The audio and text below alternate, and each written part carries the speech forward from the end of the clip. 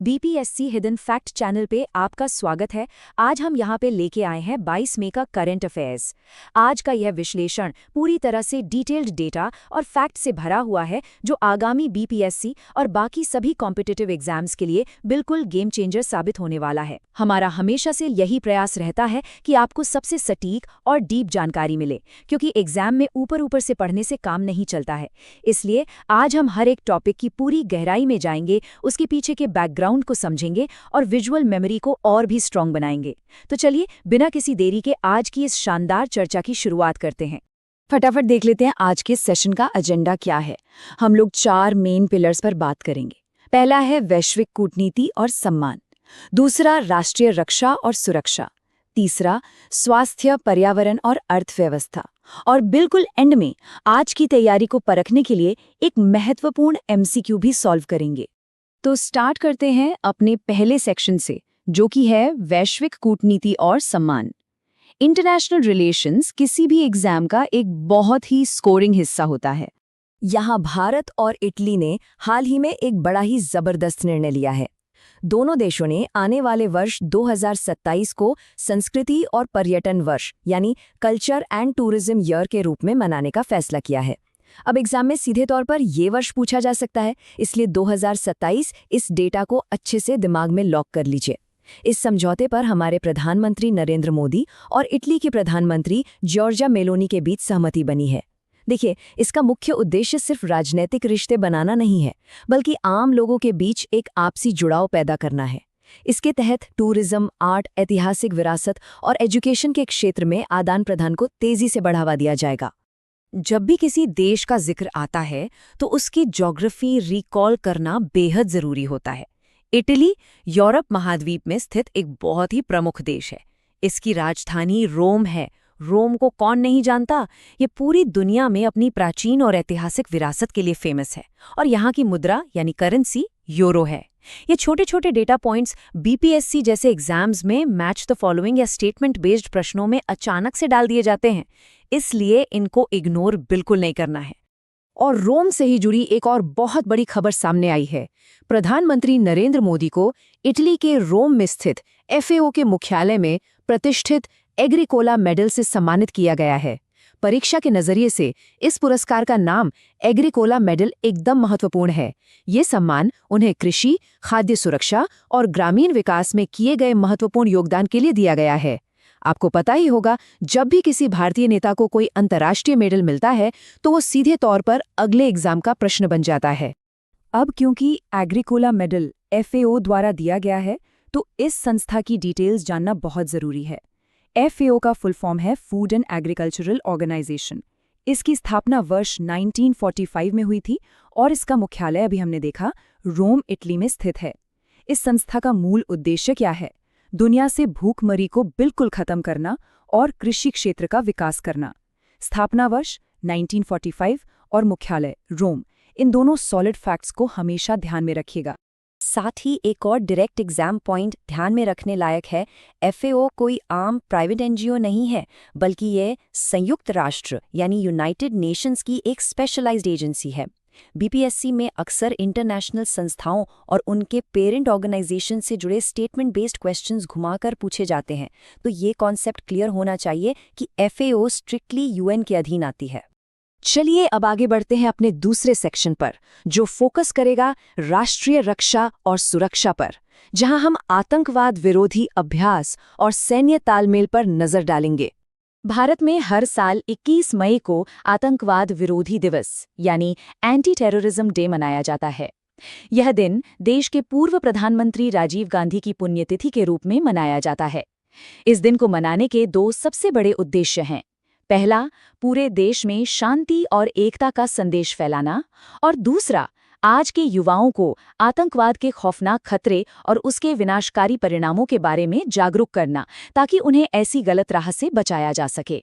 एक और historical data point जो यहाँ बिल्कुल मिस नहीं करना है, वो है वर्ष 1991। इतिहास के नजरिए से ये साल बेहद महत्वपूर्ण है, क्योंकि पूर्व प्रधानमंत्री राजीव गांधी की हत्या वर्ष 1991 में ही की गई थी, और इसी ट्रेजेडी के ठीक बाद से ही 21 मई को आतंकवाद विरोधी दिवस घोषित किया गया था। इतिहास और करंट अफेयर्स का ये कनेक्शन आपको हमेशा याद रखना है। डिफेंस सेक्टर से एक और बड़ी खबर है। भारत ने प्रगति 2026 नाम से एक नया बहुराष्ट्रीय सैन्य अभ्यास शुरू किया है।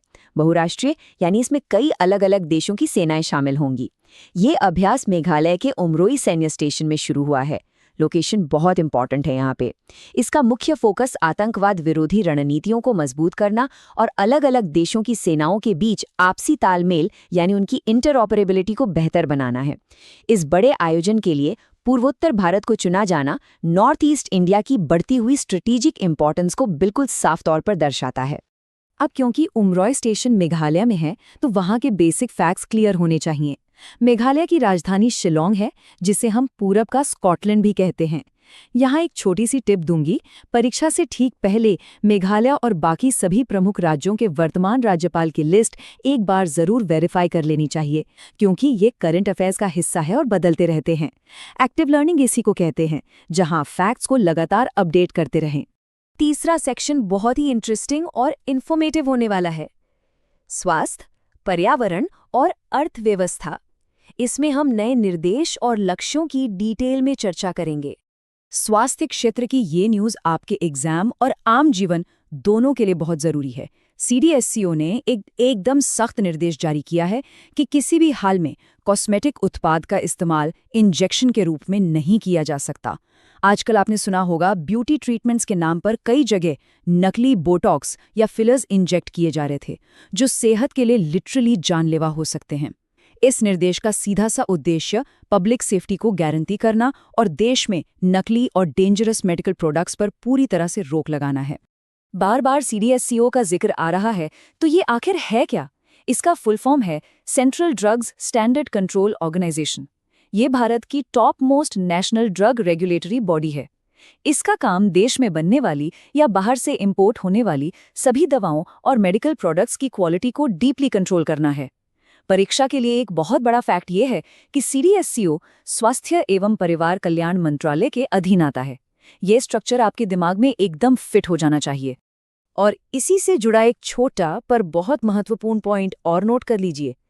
CDSCO के प्रमुख अधिकारी को drugs controller general of India यानी DCGI कहा जाता है। जब भी कोई नई दवा या वैक्सीन आती है, उसको आखिरी मंजूरी DCGI द्वारा ही दी जाती है। ये पोस्ट और इसका नाम सीधे ऑब्जेक्टिव क्वेश्चन में पूछा जा सकता है। अब बात करते हैं एक ऐसी पॉलिसी की जो एनवायरनमेंट और इकोनॉमी दोनों को डायरेक्ट अफेक्ट करती है। भारत सरकार ने अब 30% एथेनॉल मिक्स पेट्रोल के लिए नए टेक्निकल स्टैंडर्ड्स नोटिफाई कर दिए हैं। पहले हमारा लक्ष्य E20 था, यानी पेट्रोल में 20% एथेनॉल मिलाना, पर अब इसको बढ़ाकर 30% कर दिया गया है। एथेनॉल ब्लेंडिंग से फायदा क्या है? पेट्रोल के साथ एथेनॉल को मिक्स करने से गाड़ियों से निकलने वाला प्रदूषण काफी हद तक कम हो जाता है। और ये एथेनॉल मुख्य रूप से गन्ने और मक्के से तैयार किया जाता है, जो कृषि और ऊर्जा का एक बेहतरीन कॉम्बिनेशन पेश करता है। आखिर हम इतने बड़े लेवल पर इथेनॉल मिला क्यों रहे हैं? इस पॉलिसी के 3 सबसे बड़े फायदे हैं जो प्रीलिम्स और मेंस दोनों के लिए क्रूशल हैं। पहला, हमें बाहर से कच्चा तेल कम खरीदना पड़ेगा, जिससे देश का पैसा बचेगा। दूसरा, क्योंकि इथेनॉल गन्ने और मक्के से बनता है, इसलिए सीधे तौर पर किसानों की फसलों की मांग और उनकी आय दोनों बढ़ेंगी। और तीसरा, ये एक बहुत क्लीन फ्यूल है, जिससे हरित ऊर्जा का लक्ष्य जल्दी पूरा होगा। ये सच में एक तीर से 3 निशाने लगाने जैसी शानदार पॉलिसी है। 21 मई की एक और बहुत बड़ी सिग्निफिकेंस है। आतंकवाद विरोधी दिवस के अलावा इस दिन अंतर्राष्ट्रीय चाय दिवस यानी इंटरनेशनल टी डे भी मनाया जाता है। संयुक्त राष्ट्र ने साल 2019 में इस दिन को आधिकारिक रूप से मान्यता दी थी। इस दिन को मनाने का मुख्य फोकस उन किसानों और चाय बागानों में लगातार मेहनत करने वाले मजदूरों की आर्थिक स्थिति की तरफ पूरी दुनिया का ध्यान आकर्षित करना है।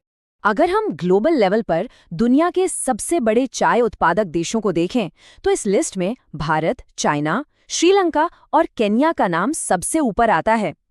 भारत की बात करें तो यहाँ की असम और दार्जिलिंग चाय की डिमांड पूरी दुनिया में है। आपको ध्यान होगा, दार्जिलिंग चाय को उसकी शानदार क्वालिटी और खुशबू के लिए भारत का पहला GI टैग भी मिला था। ये फैक्ट्स आपकी ज्योग्राफी और इकोनॉमी की तैयारी को और मजबूत बनाते हैं। यहाँ 2 बहुत ही सॉलिड डेटा पॉइंट्स हैं जो आपको नोट डाउन करने हैं। पहला, भारत दुनिया का दूसरा सबसे बड़ा चाय उत्पादक देश है। और दूसरा, भारत के टी बोर्ड का मुख्यालय कोलकाता वेस्ट बंगाल में स्थित है। एग्जाम्स में ऐसे स्टैट्यूटरी बोर्ड्स के headquarters match the following format में बहुत पूछे जाते हैं, तो टी बोर्ड और कोलकाता का लिंक दिमाग में बिल्कुल फिक्स कर लीजिए। तो सभी फैक्ट्स एंड डेटा डिस्कस करने के बाद अब समय आ गया है आज की तैयारी को चेक करने का। चलिए देखते हैं आज का महत्वपूर्ण एमसीक्यू। प्रश्न आपकी स्क्रीन पर है। चाय बोर्ड का मुख्यालय आखिर कहाँ स्थित है? आपके ऑप्शंस हैं option A Rome, option B Kolkata, option C Shillong या फिर ऑप्शन डी असम। मैं यहाँ 2 सेकंड रुकती हूँ। अभी हमने इस पर विस्तार से चर्चा की है, तो सही जवाब तुरंत आपके दिमाग में आ जाना चाहिए। और इसका बिल्कुल सही जवाब है ऑप्शन बी कोलकाता। रोम में हमने देखा FAO का मुख्यालय है और शिलोंग मेघालय की राजधानी है। अगर आपने सही गैस किया था, मतलब आपकी तैयारी बिल्कुल सही दिशा में चल रही है।